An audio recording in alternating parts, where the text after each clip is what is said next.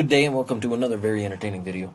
We're going to continue our discussion. We, in our previous video, talked about hyaline cartilage, but alluded to the fact that hyaline cartilage, a significant amount of it, during embryonic development and during adolescence, will be converted into bone. And we want to discuss that process now. This is endochondral ossification. So let's define this really to highlight the difference between endochondral versus intermembranous ossification. And while we're not going to discuss intermembranous ossification in detail in this video, it's important to understand this key point. The difference is that endochondral ossification builds upon a previously existing cartilage scaffolding. In other words, it turns cartilage into bone. And we just want to highlight the steps to show this process happening. So this structure that we've got drawn beneath us, this would be, during embryonic development, any one of the long bones. And it exists right now completely as hyaline cartilage. Broadly speaking, we can divide the steps of endochondral ossification into just a few steps. The first is formation of the periosteum. In the previous video on hyaline cartilage, we talked about perichondrium. This is the idea of taking that perichondrium and slightly altering it so that it becomes vascularized. And this is, remember, the layer out on the outside. So any bone that you have is going to be surrounded by a dense layer of vascular connective tissue that we call the periosteum, except for the surfaces, right? Except for the articular cartilage. And we'll show that by thickening the outside of our cartilage scaffolding. There's the formation of the periosteum. And we're recruiting blood cells. They have not yet penetrated the bone. That's going to come here in just a minute. But we're recruiting blood cells to get ready to vascularize this structure. The second step is the formation of a bone collar.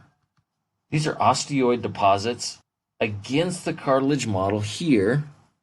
And remember, because we're adding to the outside, right? We're adding layers. We're pushing up against the outside. This is a type of appositional growth. And it serves to strengthen the matrix so that I can begin to convert it into bone. The third step is matrix calcification. This is going to start kind of in the middle, what we would call the primary ossification center. Let's show this by building a lacuna that has a chondrocyte inside of it. So the first step of matrix calcification is chondrocyte hypertrophy. The word itself just means to get big, right? To grow rapidly. And the change we're going to see is inside this lacuna, where this cell is going to grow to meet the size of the lacuna. Once we see this, we know that matrix calcification has started. This physical change in the chondrocyte is accompanied by other changes. And this leads to the second step, calcification. Before, the chondrocyte was putting out the fibers and ground substance, right? Now the chondrocyte is putting out something a little bit different. The types of fiber that it's putting out, it's still putting out collagen, but now it's a different type of collagen, and it's overlaying on all of the structure that exists there a calcium carbonate substance. That's why we call it calcification. It's covering everything essentially with calcium mineral. Sadly, this is the final act of that poor chondrocyte. This is the third step, or the third substep, is chondrocyte death. That leaves the lacuna vacant. There's nothing inside of it anymore. The cell is gone. But this is important because this allows for blood vessels to invade. Now, from the vascular periosteum, we can get invasion into the lacuna. Remember, cartilage in and of itself was not vascular, but bone is very vascular. This contributes to its ability to heal a lot faster. It's very, very plastic in the sense that it's always changing and responding to the environmental stresses that we give it. Well, with that vascular invasion, osteoblasts now have access to the cartilage. So we'll put an osteoblast in here now. I guess if it's a lacuna, it would be an osteocyte, same terminology. And here the job is simple. Convert the cartilage matrix into bone matrix. And the result is what we call woven bone. Another way to think about woven bone is simply that it's immature. The fibers are going in every which direction, but it's not designed specifically for the stresses that are about to put on it. That requires remodeling. So in our last step, where osteoclasts break down some of the bone and we rebuild it, and then we break it down again, and then we rebuild it, and then we break it down again, and then we rebuild it, always trying to get the fibers more and more aligned with the stresses that are put on it. Remodeling is associated with converting woven bone to lamellar bone. Whether this is compact bone or spongy bone, lamellar just means it's mature. I've remodeled it. So if we go back up to our bone, a couple other things. This would happen first in the primary ossification center. This would spread outward by interstitial growth. We would also be able to develop secondary ossification centers. And as these mature and spread, we get to a joint where the primary and secondary regions meet. We can see that especially in a long bone. Right here, we call this the epiphyseal plate, or more commonly, it's known as the growth plate. This area remains hyaline cartilage in order to allow the bone to grow. Of course, through puberty, while this stimulates either testosterone or estrogen, while this stimulates increased growth of both the hyaline cartilage and endochondral ossification, endochondral ossification happens quicker. And so the endochondral ossification eventually overcomes the growth of the hyaline cartilage, and as soon as that's done, the growth plate disappears and you've reached your full height. And the last thing I just want to mention really quick, I want to consider this bone matrix relative to the cartilage matrix. We talked about the cartilage extracellular matrix being fibers and ground substance.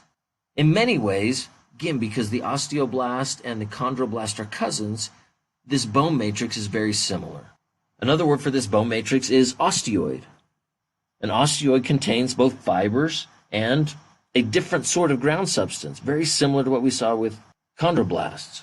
But instead of calling it ground substance, it doesn't have all of the sugar that we saw in it before because we don't need the water here. We're going to have extracellular proteins, things like that. The collagen still provides, right, this is collagen, still provides high tensile strength, but together, the osteoid, this sets up a scaffolding for the next part of this, which is hydroxyapatite. Hydroxyapatite is essentially the cement that we're going to pour all over the fibers and protein to harden it. And it consists of a bicrystal structure with the molecular formula Ca10, 6 phosphates, and 2 hydroxyl groups. Not that we care too much about the structure, but what's important as we look at this, this is all calcium and phosphate. This is where your body stores massive reservoirs of calcium and phosphate. And as we look at this crystal structure, we'll just highlight this with 3 of the phosphates.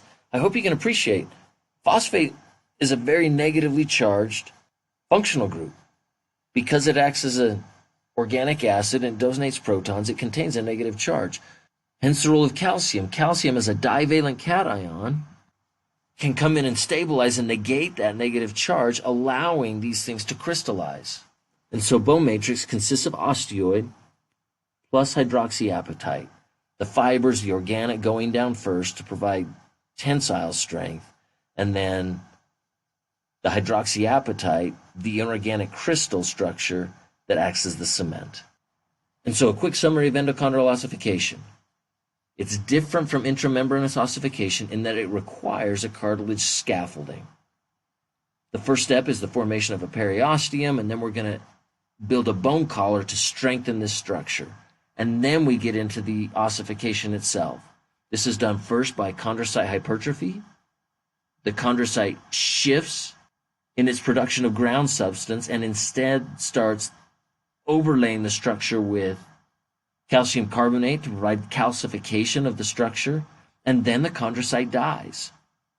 Once the chondrocyte dies, that allows for vascular invasion, and it's the invasion that brings the osteoblasts into the cartilage.